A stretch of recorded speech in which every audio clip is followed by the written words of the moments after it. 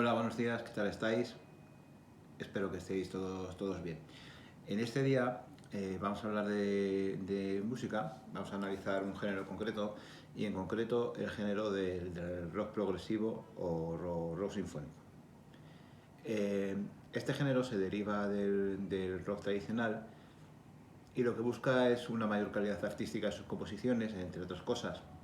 No tiene nada que ver con el rock, el rock tradicional. El rock tradicional estaba orientado en canciones cortas para poner en la radio, singles de dos minutos y medio, tres.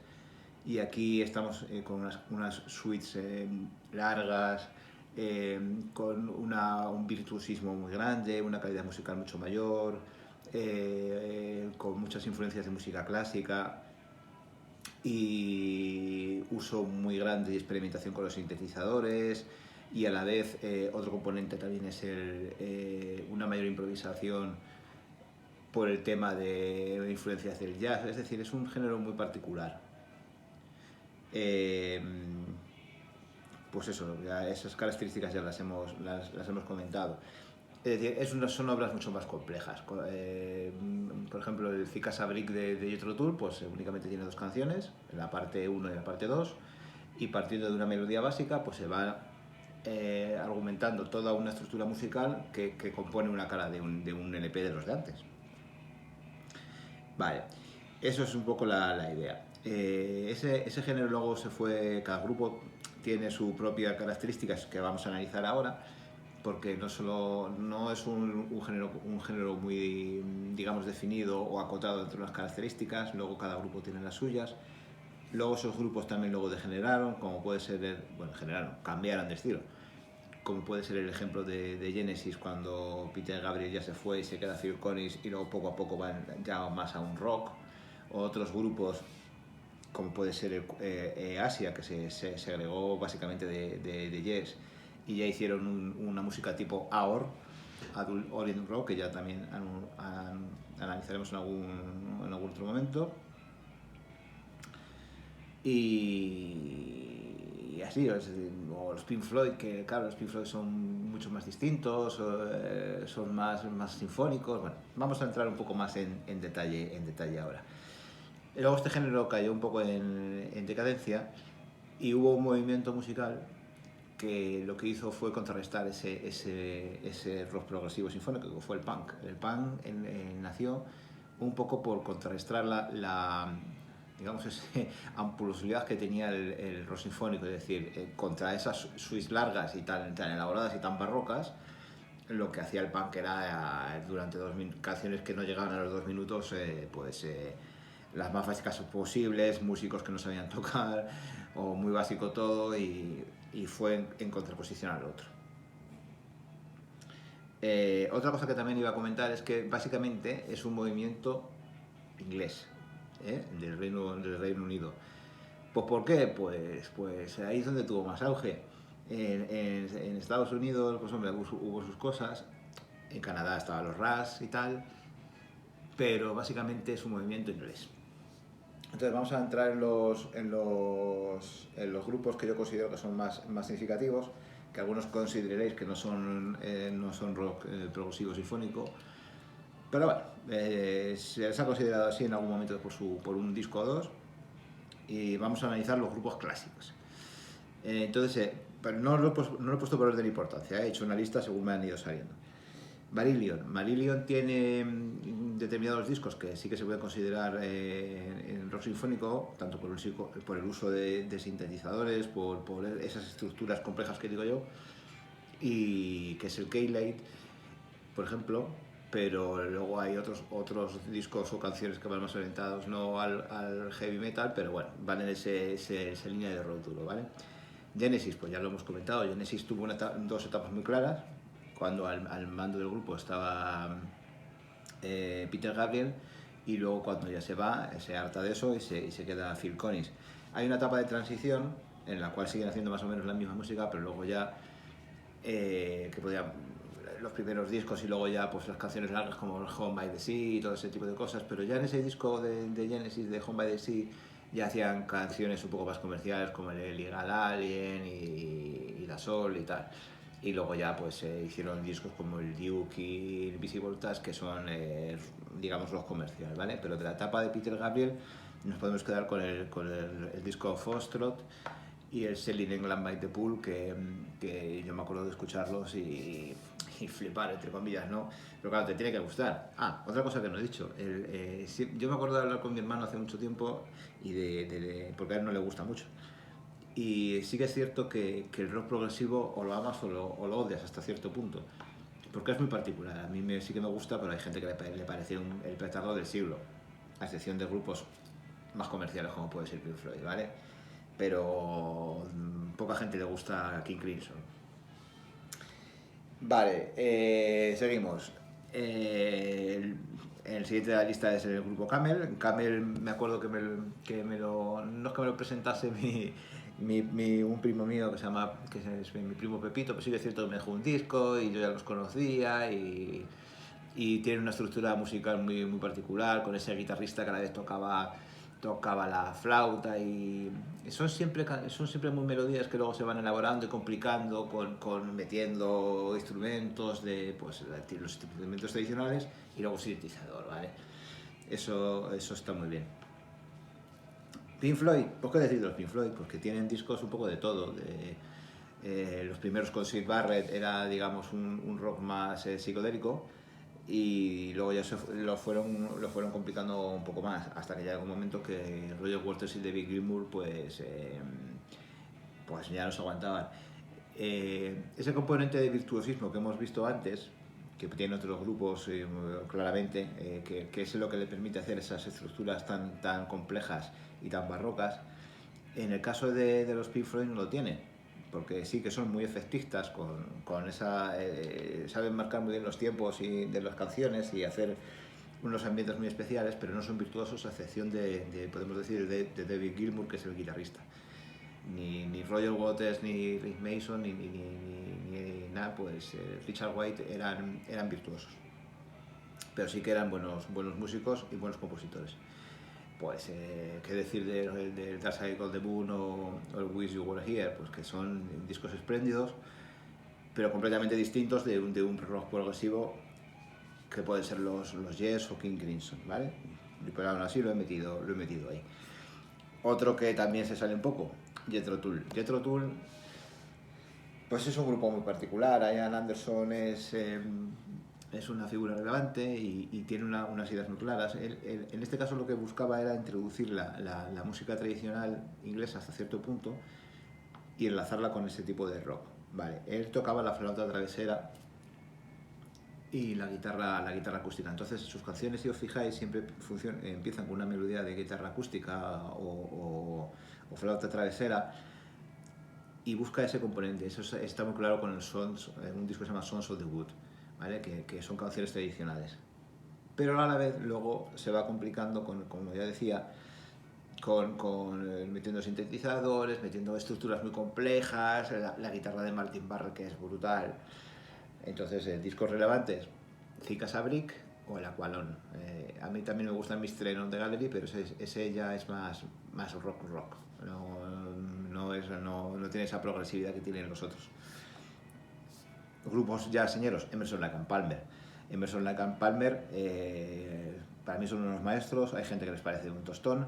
En este caso estamos hablando de tres músicos completamente virtuosos en lo que hacían. Kate Emerson, Greg Lake y David Palmer, los tres eran muy buenos, sobre todo Kate Emerson.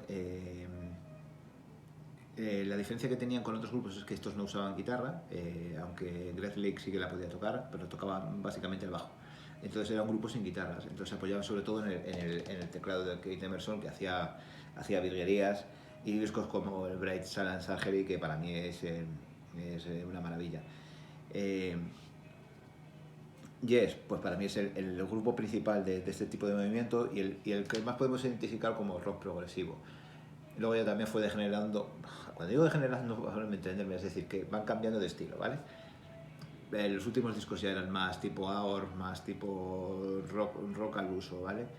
Pero la línea fundamental y los miembros básicos el guitarrista que era Steve Howe, que hacía unas melodías brutales, el bajista que era Crick Squire, que era un maestro del bajo, la voz de John Anderson, que marca esos tiempos tan agudos, y el teclado de Rick Wakeman, pues marcan unos escenarios y unas atmósferas tan bonitas como la de Tales of Topographic Oceans o Close to the Ace, que para mí son obras maestras.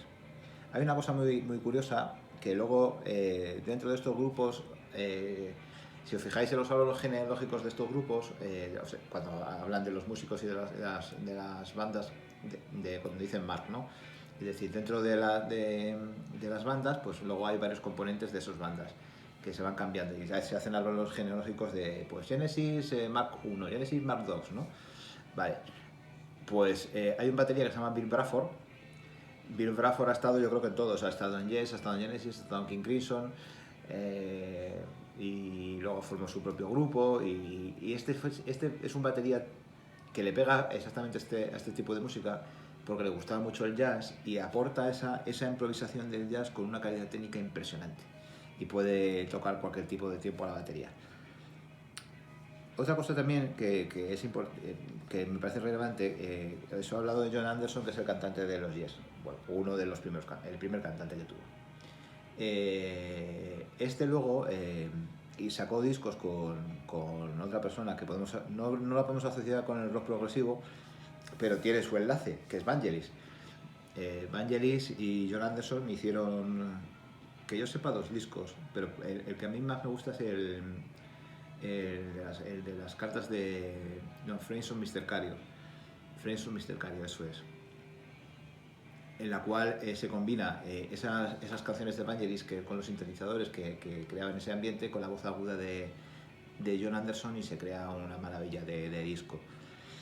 Vale, y dejamos para los 2 últimos pues 2 grupos señeros completamente distintos. King Crimson. King Crimson es un grupo que está muy marcado por su líder Robert Fripp. Robert Fripp es un maestro de la guitarra, es un virtuoso de la guitarra, pero muy a su manera. Decía que era más importante saber hacer un silencio en la guitarra que tocar una nota fuera de tiempo. Con eso quiero decir que para él el tiempo en la guitarra es muy importante. De hecho tienen un disco que se llama Beat, ¿no? Del beat, digamos, del tiempo de las canciones. Como decía antes de lo de los árboles genealógicos de las bandas, King Crimson ha tenido miles no, pero una diversidad de formaciones muy grande. Desde las primeras han pasado multitud de músicos variados, incluso de cada disco tenían una distinta, siempre manteniendo un poco siempre Robert Fripp, pero han cambiado de bajista, han cambiado de batería. Hubo un momento en que tenían una formación de 2 guitarristas, 2 baterías y 2 bajistas, 2 baterías y 2 teclados. Entonces eso era la locura.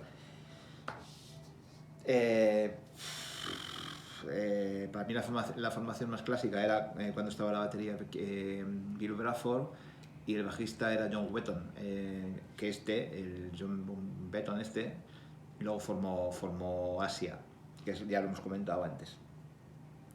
Los discos clásicos, pues para mí es el Red, que hay una canción que es Starless, que para mí es una maravilla, y el Last Songs in Aspic que el título de Last Songs in Aspic es, creo que no recuerdo, algo de lenguas ¿cómo es? De palomas o no sé qué, es una traducción un poco rara, pero acordaos de esto, Last Songs in Aspic. Hay gente que no soporta los King Crimson, a mí me gustan mucho, son un poco hartos de escuchar, pero están bastante bien y todavía siguen en activo. Los Rush, pues los Rush a mí también me gustan mucho y son como muy entrañables dentro de la familia, porque fuimos a un concierto varios familiares y yo, y le tenemos cierto cariño a los Rush, y además es un grupo hasta cierto punto podemos calificarlo de simpático. Son canadienses. Recientemente se murió el pobre Neil Peart, que era, batería, que era un maestro. Para mí es difícil calificarlo del mejor batería del mundo, pero está entre los 3 primeros sin lugar a dudas. Era una máquina. Yo recuerdo verle y tenía una batería circular en la cual en un lado tenía la batería normal o de toda la vida, la batería de rock, podemos decirlo, la batería con los parches y eso, y luego al otro lado tenía la batería electrónica, con los componentes electrónicos. Entonces en el concierto se le iba girando y la iba tocando como lo quería. Bueno, y las proporciones de esa batería eran gigantescas. Y los otros dos componentes, pues uno un virtuoso de la guitarra y otro virtuoso del bajo y de los teclados.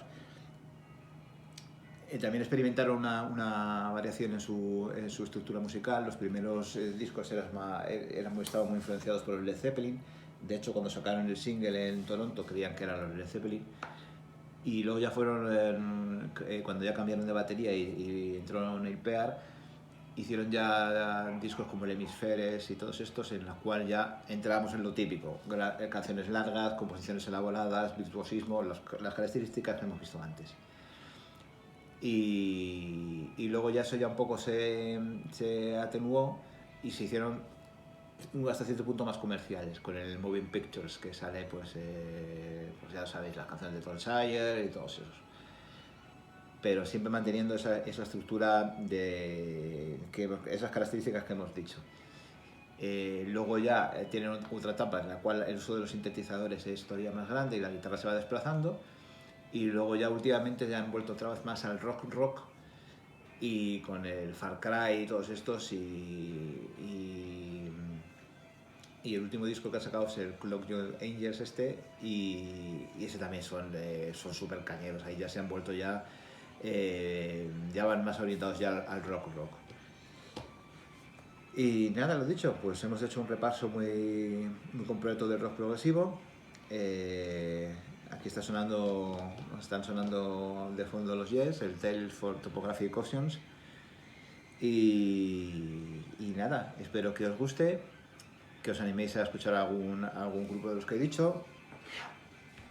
Son un poco complejos de escuchar, lo reconozco, pero bueno, merece la pena, ¿vale? Pues nada, pensaremos en otro estilo musical para comentar el siguiente vídeo. Y nada, hasta la siguiente, ¿vale? Venga, saludos a todos, adiós.